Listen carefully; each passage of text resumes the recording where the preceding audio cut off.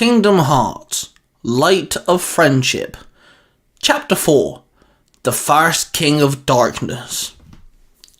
The first King of Darkness was humanoid. The heartless insignia on his chest was silver instead of red. It had yellow eyes and had no mouth. The darkness took shape, giving it muscles, fingers, toes, two large draping antennae, and a nose. The king stood there, 8 foot tall, overtowering Aqua. She gripped her keyblade tightly, the image of terror flashing before her mind. He must have either not met this king, or had lost to it. The king held out its darkness-dripping hand, and a keyhole appeared. It wrapped its fingers around the keyhole and crushed it. The keyhole shattered into bright flickers of light like confetti. Then the entire area where they stood became darkness. There was a light up high somewhere in the vast void above them, allowing Aqua and the king to be seen. Aqua looked down, and the ground had been replaced by black still water. She stood on a dark lake. She looked over to the king, and she was now in his domain. The king then bolted at high speeds. It threw a punch which Aqua blocked. She then pushed the king back as she jumped back herself, causing distance. "Fire-ga!" she muttered. She aimed her keyblade, and the tip of the blade exploded in a barrage of small condensed flame bolts. They flew at the king, and each one struck it, but it stood there unharmed. It then bolted at Aqua again, swinging its fist. It smacked Aqua across the face, then the stomach, before throwing an uppercut, knocking Aqua far into the air. Aqua flicked backwards in midair and then threw her keyblade. It spun through the air, slashing the king. It then flew around, making a U-turn, coming back on itself, and slashed the king again, before spinning back to Aqua. She caught the keyblade as she landed on the lake. The king ran at Aqua with both fists raised, and it swung both fists down hard. Aqua aimed her keyblade down towards the lake.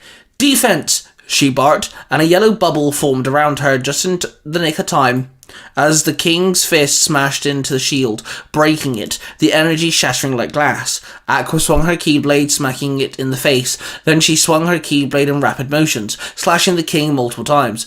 Then she stabbed the king in the chest. Her keyblade sank into the insignia like a hot knife into butter. "Explode!" she called out. Then there was a small burst of light within the chest of the king.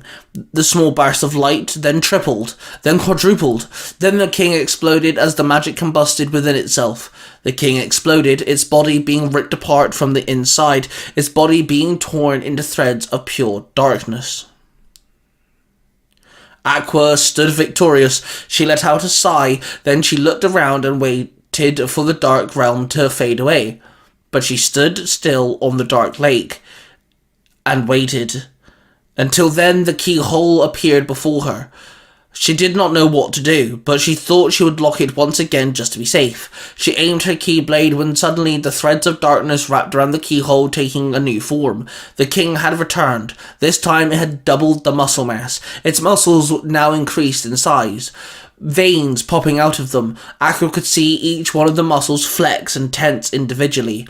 It looked like the king had done some over-the-top weightlifting. Its legs were less muscle-toned, making the top half of its body oversized compared to the bottom half. If the king was an action figure or a toy of some kind, it wouldn't be able to stand by itself. It would have been too top-heavy and toppled over. The king's new form rippled with power, and Aqua spun her keyblade in her hand. She then threw her keyblade at the king once again. This time the keyblade bounced off the king's chest and landed on the lake. It disappeared in a sparkle of light. She held out her hand, and her keyblade manifested in her grip once again. She let out a slight growl in frustration. The king's new form wasn't only stronger, it was more durable. The king bolted at Aqua and slammed its fist into Aqua as hard as it could. Its fist now the same size as Aqua's torso. She was hit hard and thrown backward. She crashed onto the surface of the lake so hard even the forever still waters rippled due to the impact. Aqua stood and held her keyblade over her head, aiming it straight up. "Duplicate!" Aqua yelled. Then suddenly her keyblade spat out 2 balls of light. Both balls of light fell onto the lake, and with a sparkle they both shifted into a copy of Aqua. There were now 3 Aquas. All 3 Aquas ran at the king, and all of them slashed the king multiple times. The king raised his arms up and swung them back down. All 3 Aquas kicked off the king, causing distance within themselves in the king's attack. All three Aquas dove at the king as its fist swayed back down to its side. One Aqua knelt low and struck at his legs. The second Aqua became the target for the king's fists, and she blocked and swatted and deflected the incoming attacks. At the same time, the third Aqua jumped up and started attacking the king's head. All three Aquas barraged the king with multiple strikes, over and over, until the king grabbed the second Aqua, and with both hands it crushed Aqua until she exploded into little fleckles of light. Then it turned around and backhanded the first Aqua, making her explode into flecks of light as well. The third Aqua, the original Aqua, stopped assaulting the king's head as it turned around and with its palms slammed her backwards, and she was thrown into the air. She steadied herself and held her keyblade towards the air once again. "Rewind!" she called out. Then her body rewound, reverting the dance she just did through the air from the assault of the palm strike. She then stopped in place, floating before the king's head, where she was seconds before the king attacked. Then she spun her keyblade round and tossed it into the air and caught it again. The king spun around and threw her fist at her, but the bright light that started emanating off of her blocked the attack. "Light of friendship! I call upon the 7 dwarfs!" Aqua screamed. Then she aimed her keyblade out, and suddenly 7 figures that looked like they were brought to life by sparkling light.